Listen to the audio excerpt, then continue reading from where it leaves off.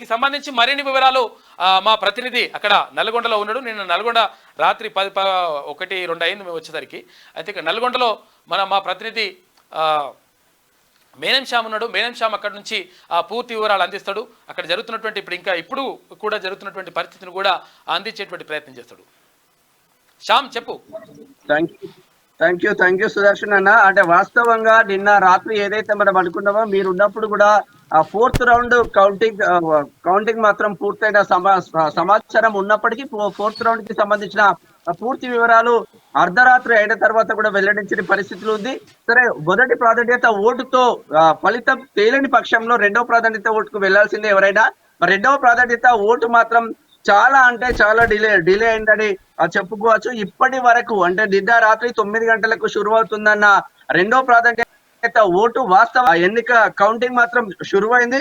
కాకపోతే 52 మంది అభ్యర్థులు ఉండడం, ఆ ఎన్నికల రిటర్నింగ్ అధికారి చేత ఆ ప్రక్రియ కొనసాగుతూ ఉంటది కాబట్టి తను ఉన్నప్పుడు ఆ ప్రక్రియ కొనసాగుతుంది కాబట్టి ఇప్పటి వరకు ఇప్పటి వరకు అందిన సమాచారం 8:43 అవుతుంది. 24 మంది అభ్యర్థుల ఎలిమినేషన్ మాత్రం కొనసాగింది. ఇప్పటికీ ఈ 24 మంది అభ్యర్థులు అంటే కింది నుంచి 52వ స్థానం ఎవరికైతే లీస్ట్ ఓట్లు వస్తాయో వాళ్ళ ఎలిమినేషన్ మాత్రం కొనసాగుతుందని చెప్పుకోవచ్చు. 24 మంది 52 పూర్తిగా 52 మంది ఎమ్మెల్సీ ఎన్నికల బరిలో ఉన్నప్పటికీ 24 మంది అభ్యర్థుల ఎలిమినేషన్ మాత్రం కొనసాగిందని చెప్పుకోవచ్చు. ఈ 24 మంది సంబంధించింది ఎవరికి రెండో ప్రాధాన్యత ఓటు వస్తే వాళ్లకు యాడ్ చేస్తారు. కాంగ్రెస్ అభ్యర్థి తిన్మార్ మల్లాడికి వస్తే తిన్మార్ మల్లాడికి యాడ్ చేస్తారు. బీజేపీ అభ్యర్థి గుజ్జుల ప్రేమేందర్ రెడ్డికి వచ్చే గుజ్జుల ప్రేమేందర్ రెడ్డికి యాడ్ చేస్తారు. ఇక బీఆర్ఎస్ అభ్యర్థి ఏనుగుల రాకేష్ రెడ్డికి వస్తే రాకేష్ రెడ్డికి యాడ్ చేస్తారు. 24 మంది బిఫోర్ ఉన్న ఎవరికి అయినా రెండో ప్రాధాన్యత వస్తే ఇండిపెండెంట్ కావచ్చు, ఇంకోరు కావచ్చు వాళ్ళకు కూడా యాడ్ చేసే అవకాశం ఉంది. 24 మంది ఎలిమినేషన్ తర్వాత కాంగ్రెస్ పార్టీ అభ్యర్థి తిన్మార్ మల్లాడకు 20 ఓట్లు మాత్రం యాడ్ అయ్యాయి. అంటే 24 మంది అభ్యర్థుల రెండో ప్రాధాన్యత ఓటు 220 మంది రెండవ ప్రాధాన్యత ఓటు తిన్మార్ మల్లన్నకు వేశారు. కాబట్టి తిన్మార్ మల్లన్న అకౌంట్ లో ఈ 220 ఓట్లు అనేది యాడ్ అయినాయి.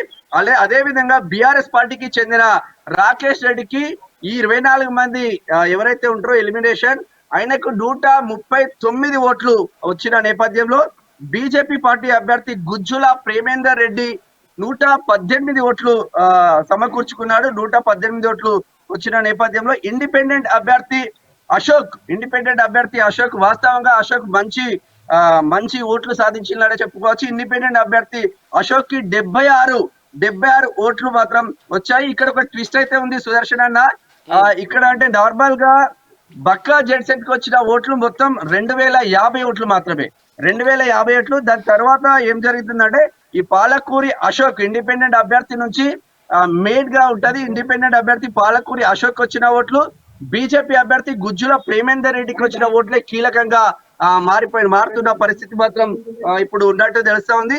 ఇద్దరికి మంచి ఓట్లు వచ్చినప్పటికీ ఇద్దరికి కలిపి ఇటు బీజేపీ అభ్యర్థి ప్రేమేందర్ రెడ్డి ఇటు ఇండిపెండెంట్ అభ్యర్థి అశోక్ కు కలిపి 73,563 ఓట్లు మాత్రం ఇద్దరి మాత్రం ఉన్నట్టు తెలుస్తా ఉంది. దీనిలోనే ఫలితం తేలే అవకాశం ఉంది. ఫలితం వచ్చే వరకు మాత్రం సాయంత్రం వరకు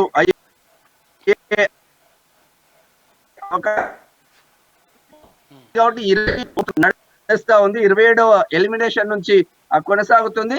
అంటే మనం మొదటి నుంచి చెప్పుకున్నట్టయితే మొదటి రౌండ్ కావచ్చు, రెండో రౌండ్ కావచ్చు, మూడో రౌండ్ కావచ్చు, నాలుగో రౌండ్ కావచ్చు, నిన్న ఈ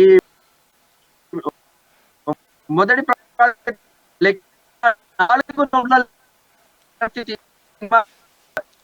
ప్రతి రౌండ్ కి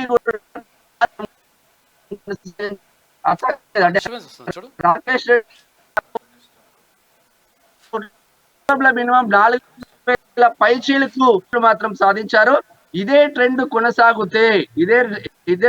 కొనసాగితే తిన్మార్ మల్లలు ఈ రాష్ట్రంలో ఎవరు పరిస్థితులు బీఆర్ఎస్ కుయుక్తులు ఎన్ని చేసినా ఈ పన్నాగాలు ఎన్ని పండినా ఇక్కడ నల్గొండ మాజీ ఎమ్మెల్యే ఉంటాడు కంచెల భూపాల్ రెడ్డి ఆధ్వర్యంలో పల్లా రాజేశ్వర్ రెడ్డి ఆధ్వర్యంలో కేటీఆర్ దగ్గర నుంచి వచ్చిన సూచనల మేరకు లేదో గలాటా చేద్దామని చూస్తూ ఉంటారు కానీ ఆ గొడవ సర్దుబాటుగా అవకాశం ఉంటది.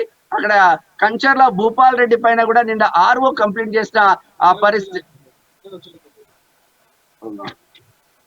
హలో, చెప్పండి శ్యామ్ చెప్పు. ఆర్ఓ కంప్లైంట్ చేసిన పరిస్థితి మాత్రం ఉంది.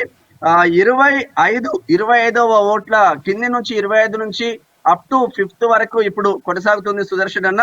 ఈ ఫలితం కూడా అంటే ఇప్పుడు కింది నుంచి చేసి 24 మంది ఎలిమినేషన్ అయితేనే 220 ఓట్లు వస్తాయి.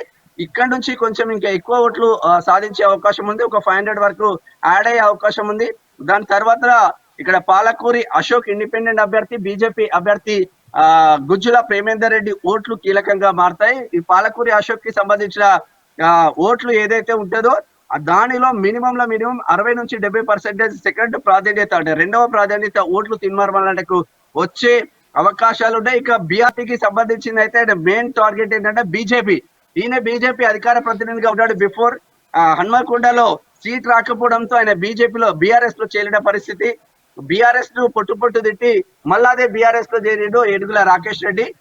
ఆ నేపథ్యంలో ఈయనకు అంటే గుజ్జుల ప్రేమేందర్ రెడ్డికి మొదటి ప్రాధాన్యత ఓటు ఏదైతే పడ్డదో అది 90% 80% ఏనుగుల రాకేష్ రెడ్డికి రెండవ ప్రాధాన్యత ఓటు పడే అవకాశాలు ఉన్నది. వై బికాజ్ అంటే ఇద్దరు కూడా సుదీర్ఘ కాలం పాటు ఆయన బీజేపీలో ఉంటాడు, ఈయన కూడా సుదీర్ఘ కాలం పాటు బీజేపీలో పనిచేసిన వ్యక్తిగా, కొంచెం సత్సంబంధాలు కార్యకర్తలతో కలిగిన వ్యక్తిగా ఈయనకు రెండవ ప్రాధాన్యత ఓటు. బీజేపీ వాళ్ళు అంటే వీళ్ళు బీఆర్ఎస్ బీజేపీ ములాఖాత్ అయిన నేపథ్యంలో కూడా ఈ ఓట్లు కొంచెం అటు ఇటు అయినట్టు తెలుస్తా ఉంది. ఏది ఏమైనా ఆయనకున్న ఓట్లు ఈ 45,000 ఓట్లు ఏదైతే ఉందో 45,000కు 45,000 ఓట్లు పడ్డా కూడా బీఆర్ఎస్ అభ్యర్థి ఏనుగుల రాకేష్ రెడ్డి గెలిచే అవకాశం అయితే లేదు.